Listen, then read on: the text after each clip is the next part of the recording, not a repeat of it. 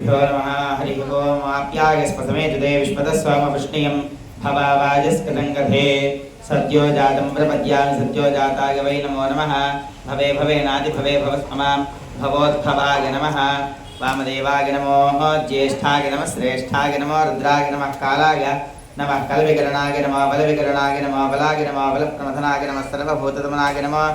मनोन्मनाय नमः दधिग्रावण्णोकारुष्णविष्णोर्श्वस्य वाजिनः सुरभिनो मुखाकरत्मना योगं सुदार्शतु शुक्रमधिज्योतिर्षितेजोषिदेवोस्विदोत्पनात्पच्छिद्रेण पवित्रेण वसो सूर्यस्करश्मिभिः ॐ घोरेभ्यो घोरेभ्यो घोरघोरतरेभ्यः सर्वेभ्यः सर्वशर्वेभ्यो नमस्ते अस्तु रुद्ररूपेभ्यः मधुवातारतागते मधुक्षरन्ति सिन्धवः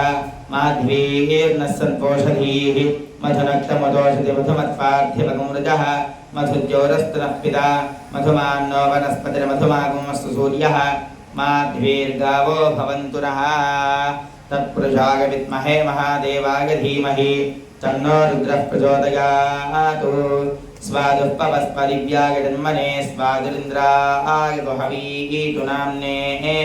स्वादर्मित्राय वरुणाय वायवे बृहस्पतये मधुमागुमदाप्तः ईशानः सर्वविद्यानामीश्वरः सर्वभूतानां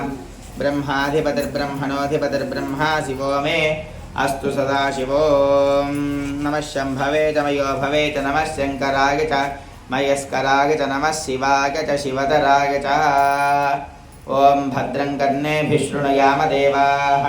भद्रं पश्येमाक्षभिर्गजत्राः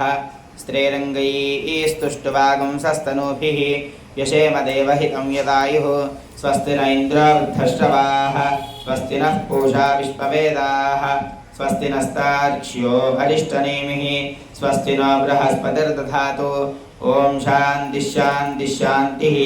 ॐ लं नमस्ते गणपतये त्वमेव प्रत्यक्षं तत्त्वमसि त्वमेव केवलं कर्तासि त्वमेव केवलं भक्तासि त्वमेव केवलं हर्तासि त्वमेव सर्वं खल्विदं ब्रह्मासि त्वं साक्षादात्मासि नित्यम् अर्थं वच्मि सत्यं वच्मि